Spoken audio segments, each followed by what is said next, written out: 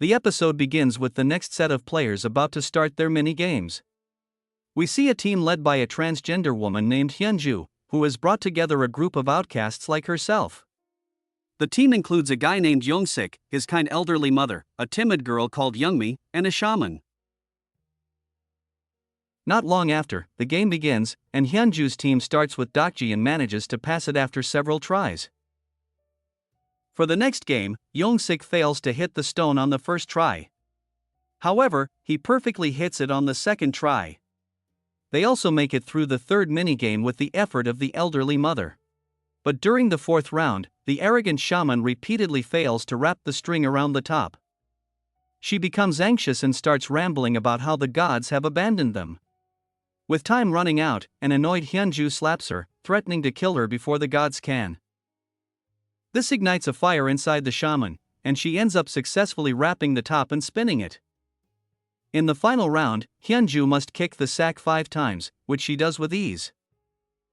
They then cross the finish line just in time and become the first team to go through, boosting the confidence of the other players. After this, more and more teams enter the game, and while some manage to win, many lose their lives along the way.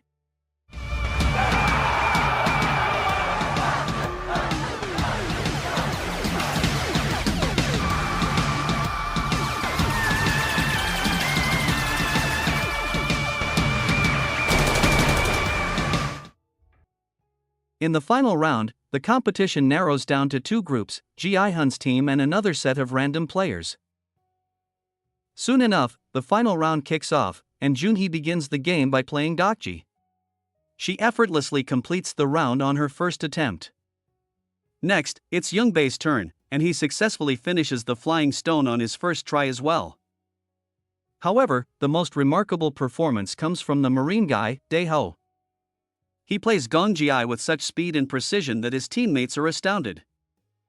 Then it comes down to Eunho, who has to play the spinning top, but despite multiple attempts, he keeps failing. This wastes a lot of time, which begins to worry his teammates. Agitated, the frontman starts blaming himself and calling himself worthless, but Ji-hun calms him down and encourages him to try again with proper focus. With less than 1 minute left, Eunho tries once more and finally succeeds this time. In the final minigame, Ji-hun must kick the Jeji 5 times, but the Jeji flies away after his 4th kick, so Eunho lifts his foot, which gives Ji-hun the boost he needs to touch the Jeji for the 5th time. As a result, they successfully complete the game and cross the finish line with 1 second to spare. Sadly, the other team gets violently slaughtered. Afterward, when Ji-hun's team returns to the hall, the other participants become annoyed as they had expected more casualties. Meanwhile, all the guards return to their quarters, including Null. But she is unexpectedly attacked by 2 men, who reprimand her for interfering with their duties. Null threatens to report them, but they claim that the superior won't do anything. Null tries to fight back with several hits, but the men overpower her and even use a knife to threaten her. Before leaving, one of the men warns her not to interfere with their work again. Meanwhile, in the hall, Eunho apologizes to everyone for wasting their time in the earlier game. But Ji-hun doesn't mind as it was because of him that they won the final game. Daeho then suggests that they still don't know much about each other, so he asks for everyone's introductions. The group agrees and reveals their names one by one, but when it comes to the frontman, he lies and says his name is Yunail. At this moment, several guards show up and announce the result of the second game, in which 110 players lost their lives. The piggy bank is now filled with 20.1 billion won, aka $13.6 million, which will be divided among the remaining 255 players. This means that each remaining player will receive 73 million won, or approximately $50,000. Unfortunately, it is still not enough to quench the thirst of many greedy participants, who want to earn more to erase their debts.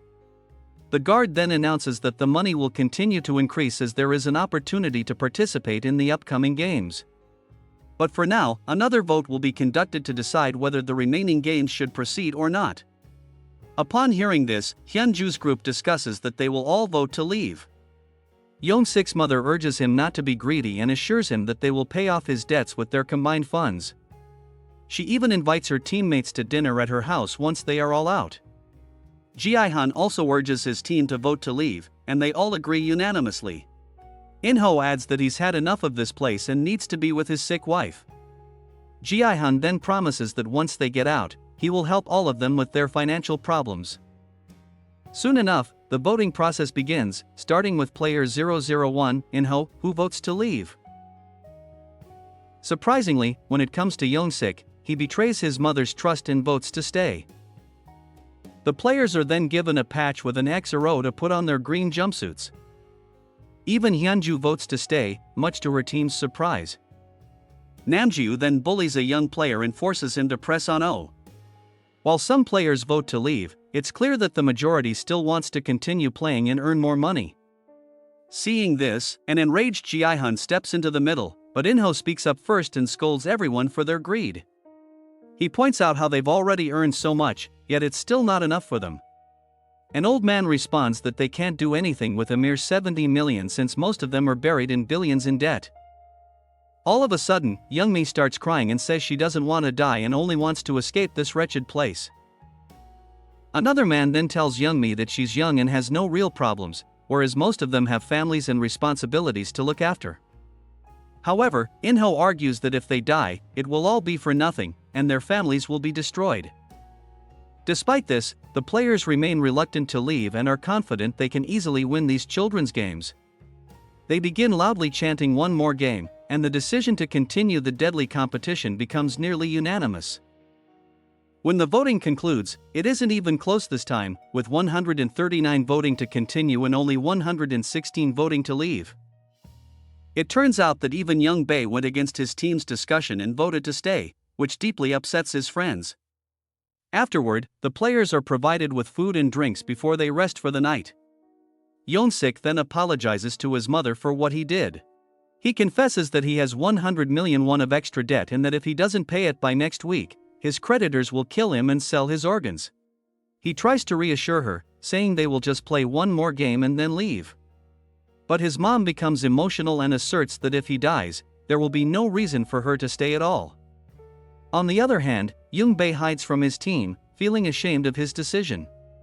But Daeho soon drags him to join the others, so Young Bae apologizes to Ji-hun and explains that he borrowed a large sum of money from creditors who are now harassing his ex-wife and kids. Young Bae asserts that he will play just one more game and then leave. In the end, the team understands his reasons and decides to forgive him. Young Bae becomes happy and comments that if they stick together, they might be able to win next time as well. But Ji-hun fears that in the next game, they might have to kill each other. Elsewhere, Hyunju is confronted by Young-sik's mother, who asks why she voted to stay. The transgender woman reveals that when she first came out, her family and friends abandoned her. She was even fired from her job in the military because of it. She then decided to be a full woman and underwent a procedure that left her in deep debt. Upon saying this, Hyunju assures them that she'll vote to leave after the next game. Elsewhere, in the restroom, Thanos and Namju approach Myunji and start bothering him again. They scold him for voting to leave when he owes so much money to others. Thanos warns Myunji that he won't be allowed to leave unless he pays back the money they lost. He then starts rapping out of nowhere, but Myunji reminds him of the most humiliating moment of his life when he forgot his lyrics during a show. An enraged Thanos immediately grabs Myunji by the neck, right when In-ho and his team show up in the restroom, prompting the rapper to leave. Later that night, before the lights go out, Ji-hun suddenly barricades his team with mattresses and says they should take turns keeping guard all night. He worries that when they fall asleep, the other players might come after them and kill them for prize money. Everyone thinks he's overreacting and doesn't believe that people would actually do such a thing. However, Ji-hun responds that during last season, dozens of players were killed during nighttime. Around midnight, Young Bae wakes up for the night watch and urges Ji-hun to sleep, but the latter says he's not tired. The two friends then reminisce about the old times when they used to work together. This brings a smile on Ji-hun's face for the first time in ages. Elsewhere, in the outside world, Junho and Woo-suk have gathered two teams and are sailing across the sea, searching for the island.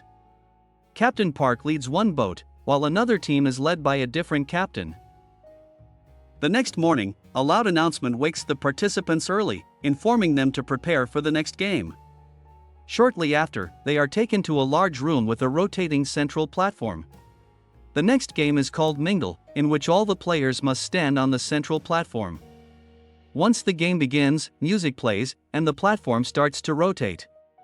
When the music stops, a number will be called out, and the players must quickly form a group that matches that number. They must then enter one of the surrounding rooms and close the door within 30 seconds, or they will be killed. There are 50 rooms in the arena, but more than 250 players remain, meaning many will be killed by the end of the game. Upon hearing the rules, Ji-hun and the other respective leaders tell their teams to stay strong and not to panic. Soon enough, the players stand on a giant turntable, and lively children's music is blasted through the speakers. It abruptly stops seconds later, and a guard announces the number 10. The timer immediately starts, and chaos breaks out as everyone runs in all directions, desperately looking for potential matches. Fortunately, Ji-hun's team meets with Hyunju's team, and together they head to a room and save themselves. They then watch through the door as the time is up.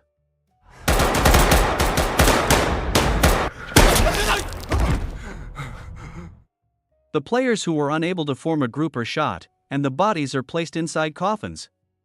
The involved guards mark those who are still alive for organ harvesting. Soon, the next round begins, and once the music stops, the number called out is 4, meaning the team must split up. This causes everyone to panic, but In-ho selflessly opts out and lets the others remain together for safety. The remaining 4 then head to a room but continue to worry about In-ho. When the time is up, we see the abandoned players getting shot outside. However, we see a group of 3 players enter a room, hoping no one will find out. But they are caught through the cameras.